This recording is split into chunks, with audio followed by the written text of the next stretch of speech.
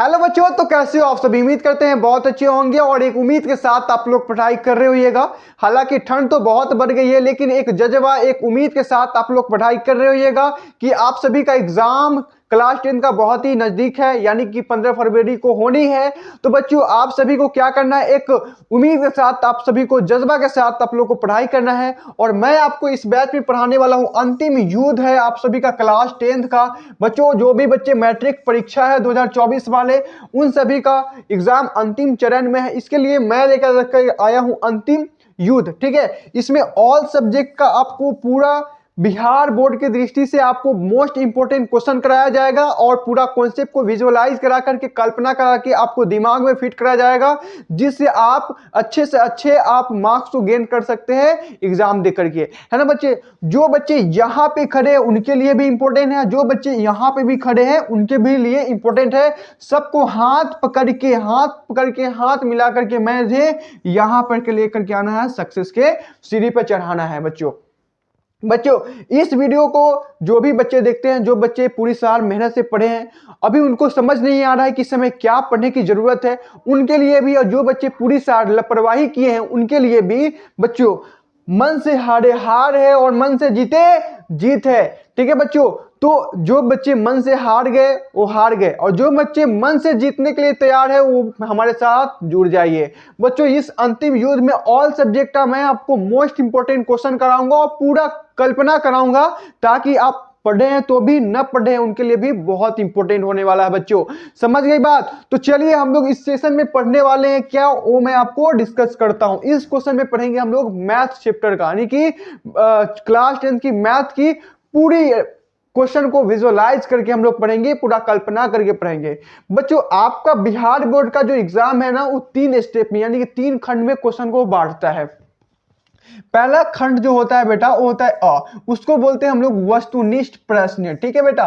तो वस्तुनिष्ठ प्रश्न क्या होता है, जो ऑब्जेक्टिव टाइप क्वेश्चन होते हैं, उसमें पूछे जाते हैं आपको पूरे 100 क्वेश्चन, उसमें से आपको चुन के 50 क्वेश्चन को बनाना होता है जो आपको आ रहे होते हैं, ठीक है बेटा। समझ गए बात। तो इसमें आप ध्यान रखिए कि 50 क्वेश्चन बनाना है और उसमें 50 मार्क्स के होते हैं, यानी कि 50% आपका ऑब्जेक्टिव है, और जो 50 मार्क्स बच जाएंगे उसको आप सब्जेक्टिव क्वेश्चन करके उसको भी ला सकते हैं बेटा, ठीक है। तो इस वीडियो में मैं आपको ऑब्जेक्टिव से लेकर सब्जेक्टिव तक सारा विजुअलाइज कराऊंगा एक एक करके, जो आपके बोर्ड एग्जाम की दृष्टि से इंपॉर्टेंट क्वेश्चन है, ठीक है बेटा। तो चलिए हम लोग स्टार्ट करते हैं।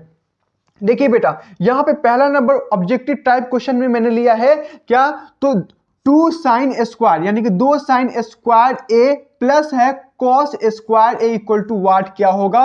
और इसका इंपोर्टेंस समझिए बेटा, 2022 के प्रथम सिटी में, यानी प्रथम पाली में पूछा गया सवाल है। अब कोई चीज का इंपोर्टेंट कैसे होता है बेटा, समझिए। सपोज मानिए कि आप 5-6 लड़के एक ग्रुप डिस्कस कर रहे हैं, सब कर रहे हैं, आप भी कर रहे हैं, लेकिन आप सबका बात को अज्यूम कर रहे हैं और कुछ कम बोल रहे हैं, तो सब कहेंगे कि आप एक एवरेज स्टूडेंट है। लेकिन जब आप अपने इंट्रो में बोलते हैं कि मैं इस वर्ष का अपने बोर्ड टॉपर हूं, तो सब क्या हो जाता है, एकदम से शॉक हो जाता है। वहां पे टॉप होने का जो आपको एक इंपोर्टेंट मिला, वो कितना बड़ा मायने रखता है। वही बात को समझिए कि ये जो क्वेश्चन है बेटा 2022 के प्रथम पाली में पूछा गया सवाल है, इसलिए इसमें जो भी क्वेश्चन मैं आपको कराऊंगा जरा भी स्किप मत करना है, पूरा देखना है, A to Z देखना है, ठीक है बेटा। और इस वीडियो का लिंक अपने दोस्तों में शेयर कर दीजिए कि आपके भला के साथ साथ आपके दोस्त का भी भला हो जाए, ठीक है बेटा। और चैनल पर नया है तो चैनल को सब्सक्राइब करके बेल आइकन जरूर दबाइएगा, कि मेरा जो भी वीडियो अपलोड होगा आपका उसका नोटिफिकेशन टाइम टू टाइम जाएगा बेटा। क्लियर है। चलिए तो हम लोग पहला क्वेश्चन देखते हैं, और पहला जो क्वेश्चन है आपको त्रिकोणमिति का है। और त्रिकोणमिति एक ऐसा चैप्टर है बिहार बोर्ड की दृष्टि से जैसे कि नाश्ते में रसगुल्ला, यानी कि इससे सबसे ज्यादा क्वेश्चन पूछे जाते हैं और सबसे टॉप बच्चे को यही लगता है। इसलिए मैं इसी का पहले कल्याण करता हूं कि आखिर क्या है और समझ क्यों नहीं आता। बिल्कुल यहां पे समझ आएगा तो आएगा, ठीक है बेटा। चलिए देखिए, मैं आपको जब त्रिकोणमिति पढ़ा रहा था तो इस क्वेश्चन को बनाने के लिए मैंने क्या कहा था कि वहां पे 3 सार्वसमीका बताए थे त्रिकोणमिति का सार्वसमीका है। तो वहां पे पहला सार्वसमीका मैं आपको बताया था बेटा, वो ध्यान दीजिए जरा सा, क्या दिया था, तो sine square A plus cos square A equal to 1 होता था। जहां इक्वल टू सही से लिख लीजिए 1 हुआ करता था। और दूसरा सर्व समीकरण मैं आपको बताया था बेटा कि 1 plus 10 square A equal to होता है बेटा सेक स्क्वायर का, ठीक है, सेक स्क्वायर ए का। और तीसरा सर्व समीकरण मैं आपको बताया था बेटा कि 1 plus cot square A equal to cosec square A का होता है, ठीक है बेटा। तो ये 3 सर्व समीकरण मैं आपको बताया था जो कि बहुत ही इंपॉर्टेंट है, ठीक है बेटा। तो ये पहला सर्व समीकरण, ये दूसरा सर्व समीकरण, ये तीसरा सर्व समीकरण। अगर ये 3 बात आप याद रखते हैं तो आपको 5 से 6 क्वेश्चन आपके बोर्ड एग्जाम में फिक्स हो जाएंगे। कैसे होंगे मैं आपको अभी बताता हूं। देखिए बेटा, ये याद करने का मैं आपको जहां पे पूरा मुकम्मल त्रिकोणमिति पढ़ाया था वहां पे ट्रिक भी दिया था, लेकिन उस वीडियो को नहीं देखे हैं तो यहां पे समझिए, आपको इतना बात ध्यान में रख लेना है बस, ठीक है। चलिए, अगर हम लोग यहां पे क्वेश्चन को देखते हैं तो क्या है, 2 sine square A plus cos square ए, क्या बेटा, तो 2 sine square A plus cos square ए, ठीक है, इक्वल टू में व्हाट है।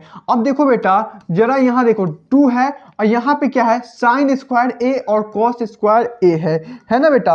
अब देखो यहां पे मैं आपको क्या पढ़ाया हूं कि sine square A cos square A equal to 1 होता है बेटा। तो यहां पे इतना का जगह पे कितना लिख सकते हैं, तो गुने में 1 लिख सकते हैं कि नहीं, तो बोलो हाँ गुरुजी लिख सकते हैं। अब 2 गुने 1 क्या होता है, तो 2 के बराबर होता है, यही इसका फाइनल आंसर हो जाएगा। तो ऑप्शन में देखेंगे 2 कहां है, तो option number C is right. बोलो समझ आया कि नहीं आया, समझ आया तो लिखो हाँ गुरुजी हमको समझ आया। अब आगे बढ़िए, और जरा भी डाउट है तो आप कमेंट आपके लिए खुला हुआ है, वहां पे अपना बात अपना राय हमें बताइए कि इस सब क्वेश्चन आपको समझ आ रहा है कि नहीं सही से, और पूरा विजुअलाइज हो रहा है कि नहीं हो रहा है, ठीक है बेटा। तो चलो हम लोग आगे बढ़ते हैं। देखो बेटा, अब दूसरा क्वेश्चन क्या है, 2 नंबर, ये क्या है, 1 plus 10 square A equal to what. और ये भी 2022 के प्रथम पाली में पूछा गया सवाल है। अब देखिए बेटा, ये क्वेश्चन देख के तो आपके मन में लड्डू फूटा होगा कि इसका आंसर तो मुझे मालूम है, क्योंकि मैंने आपको अभी जस्ट बताया बेटा कि देखो 1 प्लस 10 स्क्वायर इक्वल टू क्या होता है, सेक स्क्वायर ए होता है। यही क्वेश्चन जस्ट पूछ दिया है, 1 प्लस 10 स्क्वायर इक्वल टू क्या होता है, तो सेक स्क्वायर होता है। वो तो बोलो बेटा समझ आया कि नहीं आया। तो जो क्वेश्चन मैं बताता हूं बहुत ही इंपॉर्टेंट है, और मैं आपको पहले बताया है बेटा कि अगर ये 3 को बात याद रखते तो आपको 5 से 6 मार्क्स क्लियर हो जाएंगे, ठीक है बेटा। चलो अब देखो यहां पे क्लियर है ना, चलो आगे बढ़ते हैं जरा। देखो अब 3 नंबर क्वेश्चन क्या है, देखिए कहता है कि 5 कोसेक स्क्वायर ए और -5 कॉट स्क्वायर ए, ठीक है, अब किसके बराबर होता है। तो देखो बेटा यहां पे भी 5 है और यहां पे भी 5 है, तो पहले तो क्या करेंगे, हम लोग 5 को कॉमन कर लेंगे, ठीक है। जब हम लोग 5 को कॉमन करेंगे तो क्या देखने को मिलेगा, देखिए यहां पर मिलेगा हमको कॉसेक स्क्वायर ए, और माइनस में मिलेगा यहां पे मुझे कॉट स्क्वायर ए देखने को मिलेगा, ठीक है। इक्वल टू में मुझे ज्ञात करना है। तो यहां पे देखिए बेटा, यहां पे तो 5 हो जाएगा, और गुना में क्या है, cos square A minus cot square है। जरा यहां पे देखिए मैं आपको फॉर्मूला बताया हूं बेटा, क्या बताया हूं, देखो 1 प्लस कॉट स्क्वायर ए और प्लस में इक्वल टू में कोसेक स्क्वायर ए। जब इस कॉट को जब उस साइड भेजेंगे तो क्या हो जाएगा, 1 equal to cos square A minus में कॉट स्क्वायर ए। अब यही बात यहां पे लिखा हुआ है बेटा, देख सकते हो आप क्या है, तो cosec square A minus cot square ए किसके बराबर हो जाएगा, तो 1 के बराबर हो जाएगा। तो गुने में क्या हो जाएगा 1, और 5 गुने 1 कितना हो जाता है 5, यही हो जाएगा इसका करेक्ट आंसर। बोलो समझ आया कि नहीं आया, समझ आया तो लिखना है हाँ गुरुजी समझ आया है, ठीक है। चलो तो यहाँ पे जो इसका आंसर होगा right answer option number B 5 हो जाएगा। बोलो समझ आया कि नहीं आया, ठीक है। आगे बढ़े, चलो आपको कॉमेंट में जरूर बताना है।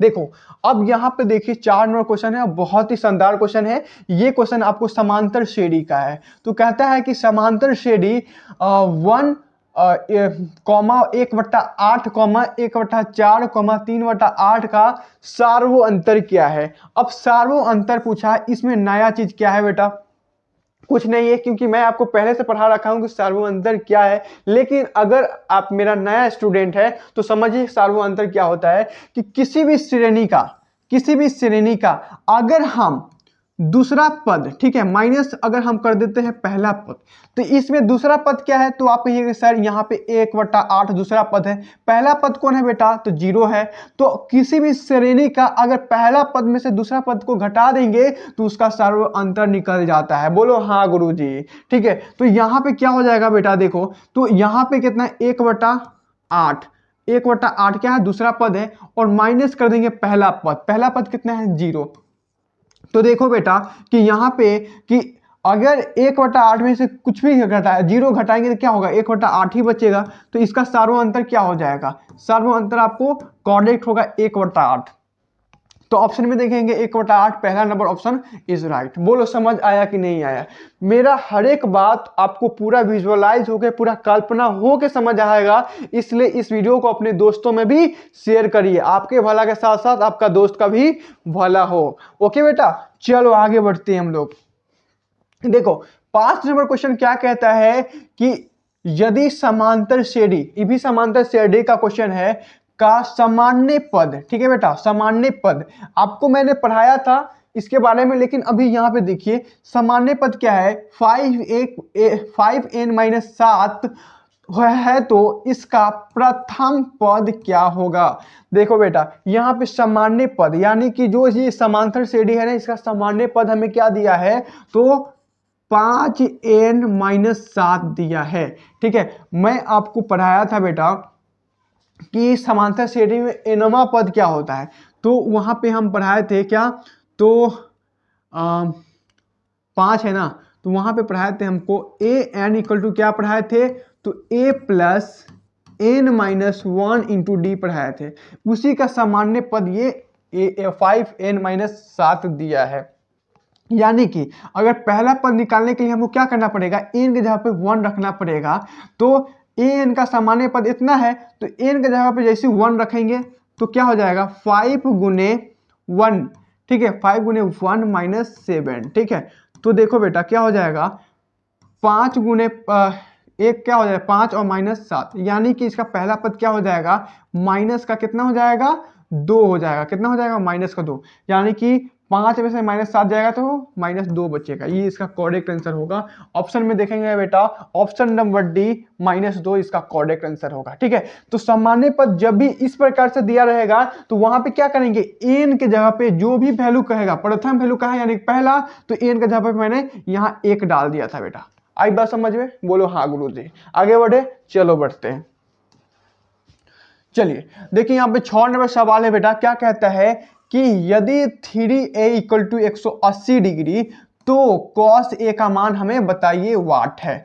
और इसका भी इंपोर्टेंट आपको 2022 के प्रथम पाली में पूछा गया सवाल है, और ये एक त्रिकोणमिति का सवाल है। मैं आपको पहले ही बताया था कि क्लास 10th बिहार बोर्ड की दृष्टि से त्रिकोणमिति एक ऐसा चैप्टर है जैसे नाश्ते में रसगुल्ला, ठीक है। तो रसगुल्ला आएगा तो उस पर पहले हम लोग क्या करेंगे, फोकस करेंगे और हमला करेंगे, है ना। तो देखो बेटा यहाँ पे देखो कि अगर 3a इक्वल टू 180 डिग्री है, तो यहाँ पे अगर हम आपको कहेंगे सीधा a का वैल्यू निकालने के लिए, तो आप क्या करोगे, देखो a इक्वल टू क्या हो जाएगा, इधर 180 डिग्री है और इधर 3 है, ये जो गुना में इधर आकर डिवाइड में होगा तो a का वैल्यू क्या आ जाएगा, a का वैल्यू क्या आ जाएगा, देखिए यहाँ पे 3×18 होता है, ठीक है, 90 डिग्री हो जाएगा, हो जाएगा ना, 3×18 यानी कि 90 डिग्री हो जाएगा।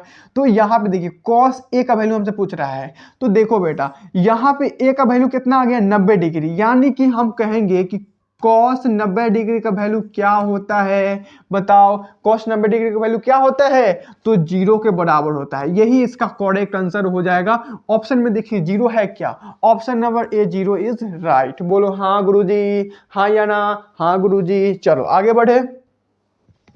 चलिए अब देखिए यहाँ पे एक क्वेश्चन आया है 7 नंबर, कहता है कि त्रिभुज के तीनों कोण का योगफल होता है। अब देखिए बेटा बहुत इंपॉर्टेंट है, त्रिभुज के तीनों कोण का योगफल क्या होता है बेटा, और इसका इंपॉर्टेंट आपको 2022 के प्रथम पाली में पूछा गया सवाल है। अब ध्यान रखिएगा कि एक त्रिभुज है, एक क्या है, त्रिभुज है, इसमें मान लीजिए कि पहला कोण ये है, बी है और सी है। तो ये कोण, ये कोण, ये कोण, ठीक है।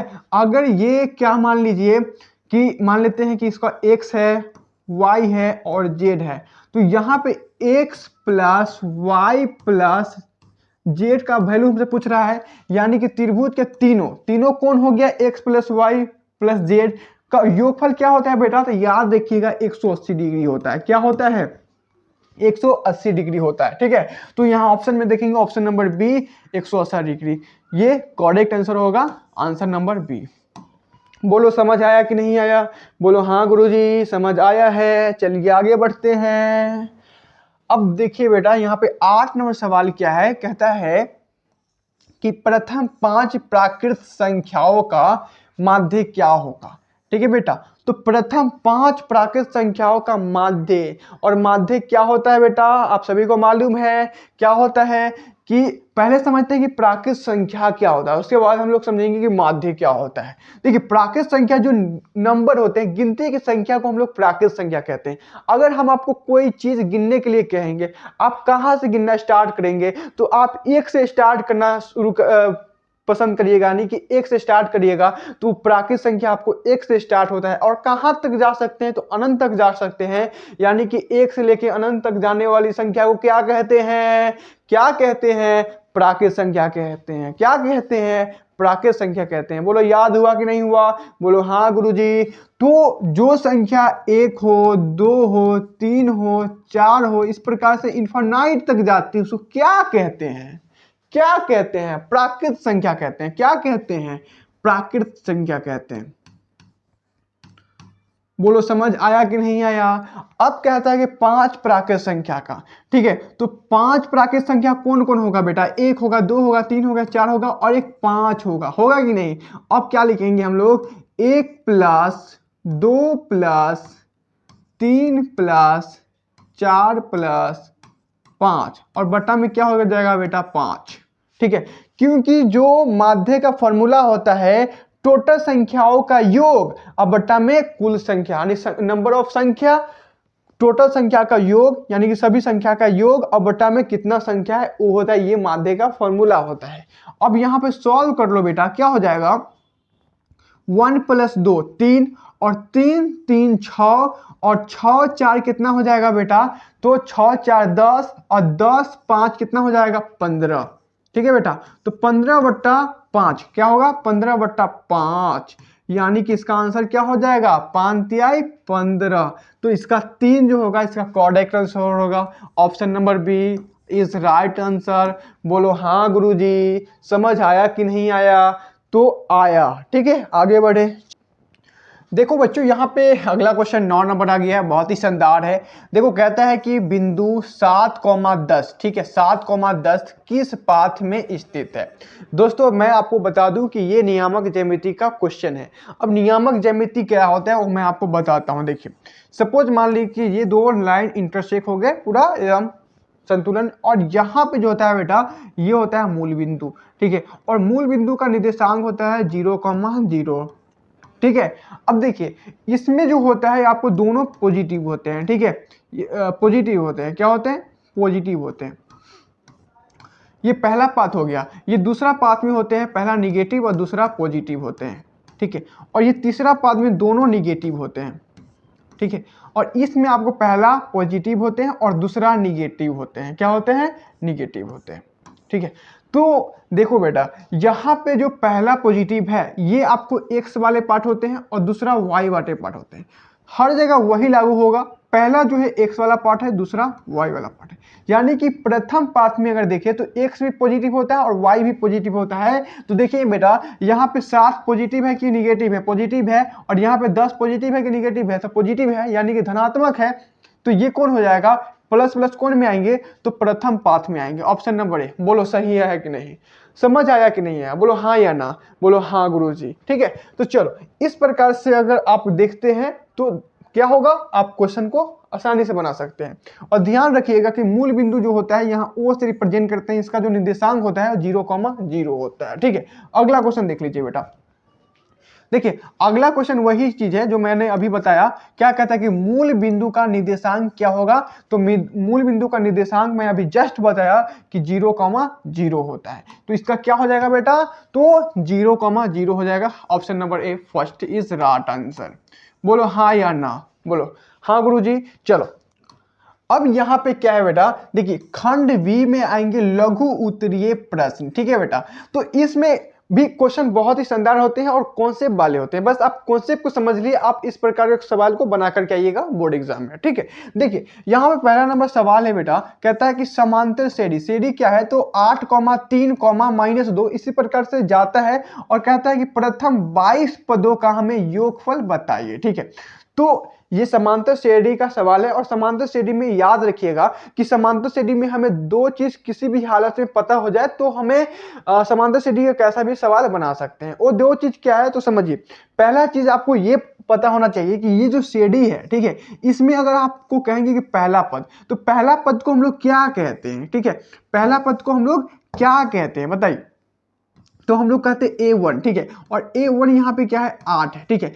अब दूसरा पद और पहला पद का जो अंतर होता है उसे हम लोग कहते हैं सार्वअंतर, और सार्वअंतर को हम लोग D कहते हैं। और ये D यहाँ पे क्या हो जाएगा, -5 हो जाएगा, यानी कि 3 में से -8 करेंगे तो -5 बचेगा। क्लियर है। तो अगर प्रथम पद और सार्वअंतर मुझे मालूम है तो समांतर श्रेणी का कैसा भी हम प्रश्न बना सकते हैं, ठीक है। तो यहाँ पे लिख सकते हैं कि दिया हुआ है, ये जो दो चीज है बेटा ये क्या है, दिया हुआ है, दिया है।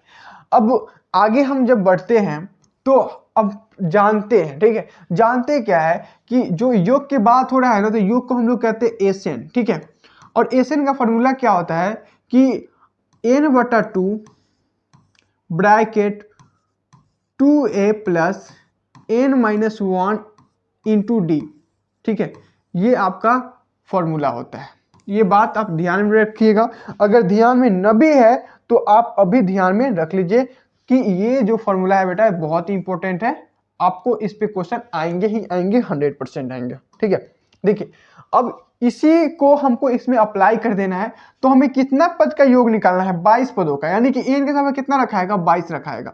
तो देखिए अगर हम बात करेंगे एस 22 का तो हमें क्या मिलेगा, एन की जगह पर हम 22 रखेंगे, बट्टा में 2 है, 2a, a का वैल्यू हमें 8 है, यानी कि 8 दूना 16 हो जाएगा, प्लस में n की जगह हमें 22 है, तो 22 से माइनस अगर 1 करेंगे तो कितना हो जाएगा, 21 हो जाएगा।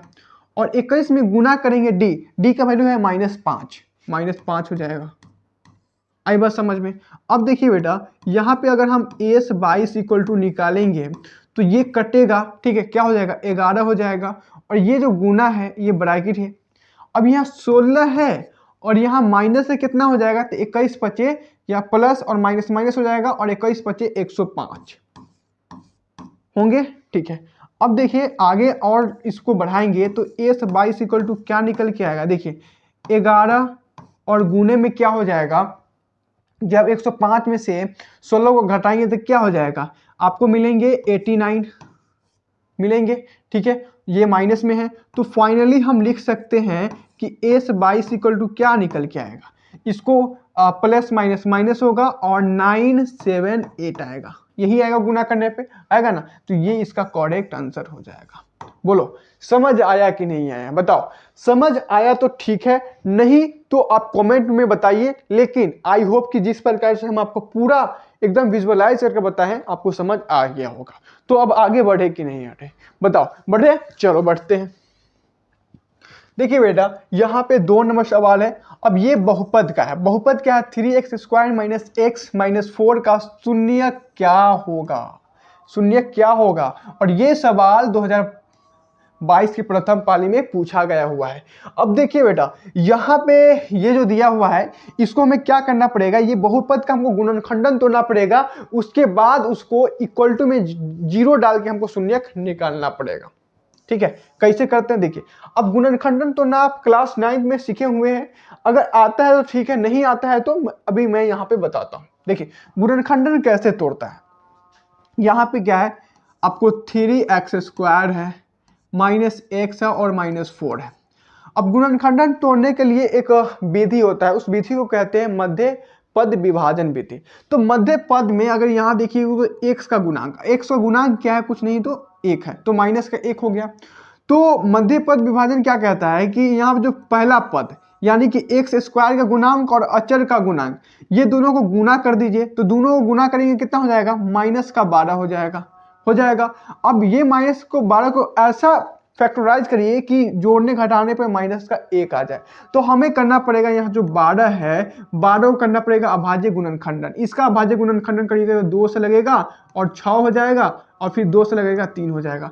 अब देखिए यहाँ पे 2 दूना 4 यानी कि माइनस का 4, और अगर हम प्लस का 3 कर देंगे तो क्या हो जाएगा, -1। जो यहाँ पे -1 है ये हमें आ जाएगा, ठीक है। और जब इसको गुना करेंगे तो क्या हो जाएगा, माइनस प्लस माइनस हो जाएगा, और 4 × 12 यानी कि -12 आ जाएगा। यानी कि इस टर्म में हम लिख सकते हैं। तो हम लोग इस प्रकार से करेंगे कि 3x² और हम लिख सकते हैं कि 3 और -4 इंटू में x और -4 हो जाएगा, ठीक। अब देखिए आगे क्या होगा कि 3x² और क्या हो जाएगा प्लस 3x माइनस का 4x -4।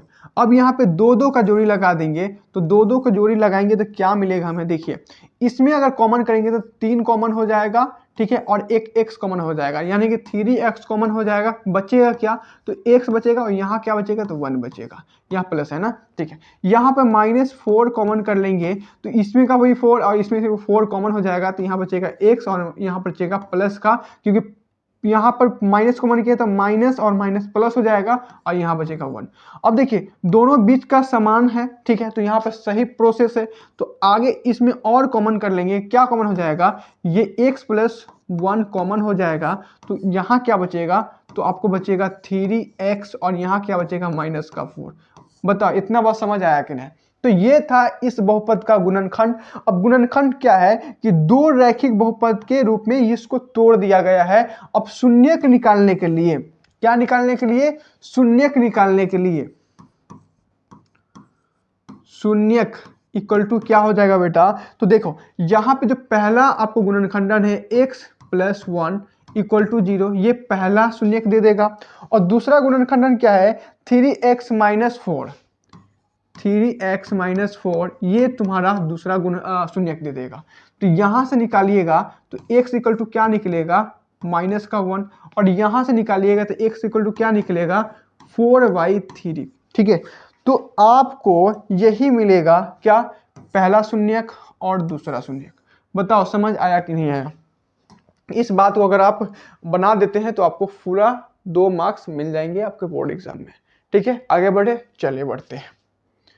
देखिए अगला क्वेश्चन क्या है बेटा, 3 नंबर कहता है कि sin 45 इंटू cos 45 और माइनस में sin 30 डिग्री और cos 30 डिग्री इक्वल टू क्या होगा, और 2022 के प्रथम पानी में पूछा गया सवाल है। इसके लिए आपको त्रिकोणमिति का वैल्यू याद होना चाहिए, जैसे कि sin 0 डिग्री का वैल्यू, sin 30 डिग्री का वैल्यू, ये सब मालूम होना चाहिए। आपको याद है तो ठीक है, और नहीं तो कमेंट करके बताइए, उसके लिए एक ट्रिक वाला वीडियो मैं आपको बना दूंगा। ओके बेटो, चलिए देखिए यहाँ पर बुआ, sin 45 डिग्री का वैल्यू क्या होता है बेटा, तो यहाँ पे होता है 1/√2 होता है, और गुने में हो जाएगा cos 45 डिग्री। cos 45 डिग्री का वैल्यू वे होता है जो sin 45 डिग्री का वैल्यू होता है, तो 1/√2 हो जाएगा। और माइनस में sin 30 डिग्री का वैल्यू होता है 1/2, और गुने में हो जाएगा cos 30 डिग्री का वैल्यू √3/2। इसको जब सॉल्व करिएगा तो 1/2 मिलेगा, और माइनस में मिलेगा आपको √3/4, ठीक है। इसको जब आप भिन्न का घटाव करिएगा तो आपको मिलेंगे 4, ऊपर में मिलेंगे आपको 2 - √3, ठीक है। तो ये आपको करेक्ट आंसर हो जाएगा इसका। बताओ समझ आया कि नहीं आया। बस आपको वैल्यू याद है तो बहुत ही चुटकी का सवाल है ये, है ना। आगे बढ़े, चलो देखिए यहाँ पे 4 नंबर सवाल है। कहता है कि उस त्रिभुज का क्षेत्रफल ज्ञात करें जिसके शीर्ष, ठीक है, जिसके शीर्ष 1,1 है और 4,6 है और -3, -5 है, ठीक है। तो इसके लिए आप तो पहले ये समझिए कि ये जो क्वेश्चन है बेटा ये नियामक ज्यामिति का है। किसका है? तो ये जो है ये आपका नियामक ज्यामिति का है। तो त्रिभुज की बात कर रहा है तो डायरेक्ट हम लोग एक त्रिभुज बना लेते हैं। ठीक है, क्या बना लेते हैं? एक त्रिभुज बना लेते हैं। ठीक है, एक त्रिभुज बना लेते हैं, इसको इस साइड ला करके रख देते हैं। क्लियर है? अब देखिए यहाँ पे जो शीर्ष है इस शीर्ष को हम लोग मान लेते हैं ए। ठीक है, ये जो शीर्ष है इसको मान लेते हैं ए, इसको मान लेते हैं बी और इसको मान लेते हैं सी। अब यहाँ पे जो पहला शीर्ष है इसको यहाँ पे एक जगह पे रख देते हैं। ठीक है, क्या हो जाएगा? 1,1। दूसरा जो शीर्ष है यहाँ रख देते हैं, ये क्या हो जाएगा बेटा? तो 4,6। तीसरा जो शीर्ष है यहाँ रख देते हैं, क्या हो जाएगा? -3, -5। आई बात समझ में? अब देखो इसमें जो पहला जो होता है उसको हम लोग कहते हैं एक्स वाले और दूसरा जो होते हैं उसको कहते हैं हम लोग वाई वाले। ठीक है, यानी कि एक्स का वैल्यू जो है यहाँ पे 1 है, वाई का वैल्यू यहाँ पे 2 है और यहाँ पे रखिएगा तो x1 हो जाएगा और y1 हो जाएगा। यहाँ पे भी देखिएगा तो यहाँ पे x वाले पहला और y वाले दूसरा, तो यहाँ पर x2 हो जाएगा और y2 हो जाएगा। क्लियर है? यहाँ पे देखिएगा तो x वाले पहला और y वाले दूसरा, तो यहाँ पे x3 हो जाएगा और y3 हो जाएगा। ठीक है, चलिए अब आपको मैं बताया था कि जब भी नियामक ज्यामिति में त्रिभुज का क्षेत्रफल पूछेगा तो उसका फॉर्मूला क्या होता है। तो यहां से आप पहले लिखिएगा कि दिया है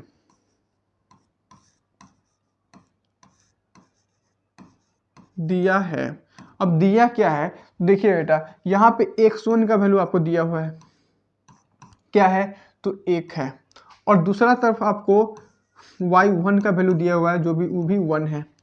अब x2 का वैल्यू क्या है? तो यहाँ से देख सकते हैं 4 है और y2 का वैल्यू क्या है बेटा? तो यहाँ पे देख सकते हैं 6 है। ठीक है, 6 है और x3 का वैल्यू क्या है? तो -3 है और y3 का वैल्यू क्या है? तो -5 है। ठीक है, इतना बात क्लियर है। अब एक फॉर्मूला होता है आपको त्रिभुज का क्षेत्रफल इक्वल टू, वो फॉर्मूला ये होता है, आप ध्यान रखिएगा कि 1/2 bracket x1 into y2 minus y3 into plus में होगा आपको x2 into y3 minus y1 into, उसके बाद फिर से प्लस में होगा आपको x3 equal to y1 minus y2। ठीक है, ये फॉर्मूला आपको तब बढ़िया से याद होगा बेटा जब आप रिपीट करिएगा, इस पे क्वेश्चन बनाइएगा तो आपको बढ़िया से याद हो जाएगा। मैं क्वेश्चन बहुत बनाया हूं इसलिए मुझे ये पूरा बात याद है। ठीक है, हाँ साफ सी बात। ठीक है, अगर याद करने की अगर बच्चा को ट्रिक पूछता है तो बस मैं उसको यही बताता हूं कि बहुत सारा क्वेश्चन बनाओ, आपको ये याद हो जाएगा। क्योंकि जितना लंबा चौड़ा है इसका कोई ट्रिक नहीं होता है, बस आप क्वेश्चन बनाइए, देख देख के आपको पूरा ध्यान में बैठ जाएगा। अब इस पे हम लोग इसका फॉलो करके इसका क्या निकाल लेंगे? आंसर निकाल लेंगे। ठीक है, चलिए तो इसके लिए हमको नेक्स्ट पेज लेना पड़ेगा, तो चले ले लेते हैं। मैंने आपको फॉर्मूला क्या लिखाया है? 1/2 था और आपको क्या बताया मैं कि x1 इक्वल टू इंटू में y2 माइनस y3 इंटू आगे क्या बताया plus x2 equal to y3 minus y1 और माइनस में फिर x3 था और क्या बताया y1 माइनस y2, यही बताया ना। ठीक है, अब इस पे जब हम वैल्यू को पुट करते हैं तो मेरा क्या निकलेगा? आंसर निकलेगा। तो 1/2 क्लियर है। अब x1 का वैल्यू क्या है बेटा? तो यहाँ पे आप देख सकते हैं कि x1 का वैल्यू 1 है। ठीक है, और y1 का वैल्यू सब हम लोग देख लेंगे। तो x1 का वैल्यू 1 है, इंटू में क्या हो जाएगा y2 माइनस y3। तो y2 कितना है? y2 कितना है 6 है और माइनस में करना है y3, तो y3 का वैल्यू कितना है -5 यानी कि 6, और वहां पर भी प्लस माइनस है और यहाँ पर भी माइनस है यानी कि प्लस का 5 हो जाएगा। आई बात समझ में। यहाँ प्लस है, x2 का मान पूछ रहा है तो देखो x2 का वैल्यू कितना है 4 है, ठीक है, यहाँ लिख देंगे हम लोग 4। अब देखिए y3 माइनस y1, y3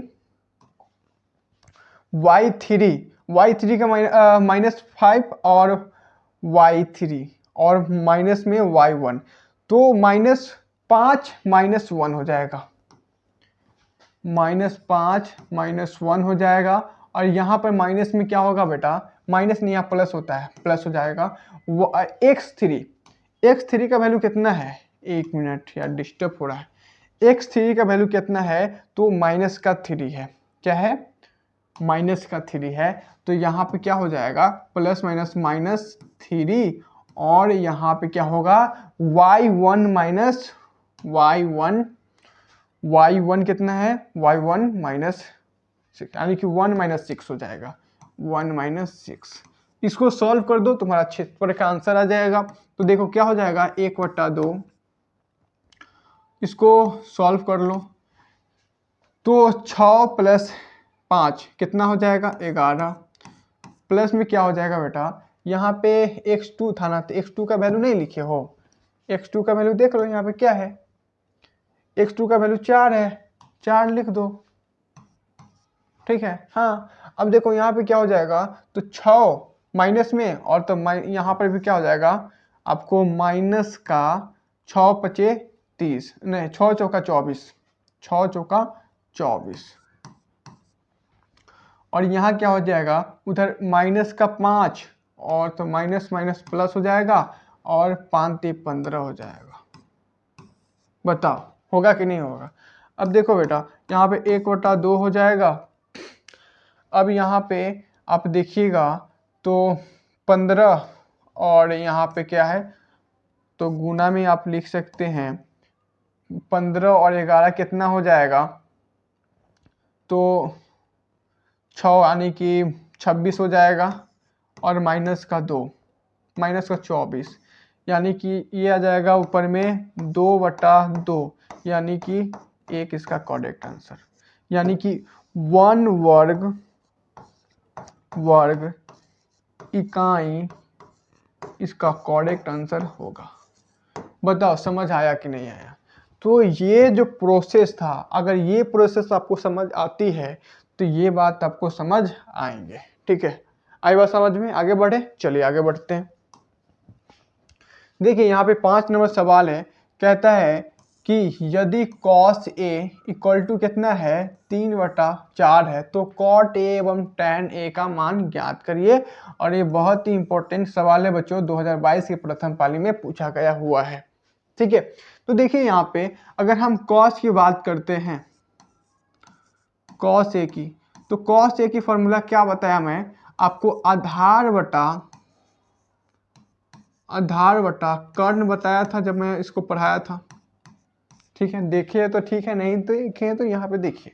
अब ये इक्वल टू में क्या दिया है बटो, तो 3/4 दिया है ना। तो आधार की जगह पे 3 है और कर्ण की जगह पे 4 है, तो हम लिख सकते हैं यहाँ पे कि आधार = 3 और कर्ण = 4 लिख सकते हैं। अब देखिए हमको कॉट का वैल्यू निकालना है और कॉट का फॉर्मूला होता है क्या, तो आधार बटा लंब होता है। तो आधार तो दिख रहा है लेकिन लंब नहीं दिख रहा है, तो लंब निकालने के लिए हम लोग पाइथागोरस प्रमेय का इस्तेमाल करते हैं, ठीक है। तो पाइथागोरस प्रमेय क्या होता है, पाइथागोरस प्रमेय कहता है कि कर्ण का स्क्वायर, तो कर्ण कितना है 4 है, तो 4 का स्क्वायर 16 होगा। उसके बाद आधार के स्क्वायर कितना है तो 9 हो जाएगा, और प्लस में क्या हो जाएगा तो लंब का स्क्वायर यानी कि परपेंडिकुलर पी का स्क्वायर हमें निकालना है। तो देखिए क्या हो जाएगा 16 और -9 कितना हो जाएगा आपको, हो जाएगा 7, और पी स्क्वायर यानी कि पी का वैल्यू अगर हम लिखेंगे तो क्या हो जाएगा √7 हो जाएगा, ठीक है, यानी कि जो p का वैल्यू यानी कि लंब का वैल्यू होगा बेटा, यहाँ पे लंब का जो वैल्यू होगा वो कितना के बराबर होगा, √7 के बराबर होगा। ठीक है, अब देखिए जरा यहाँ पे कि क्या है, कॉट है,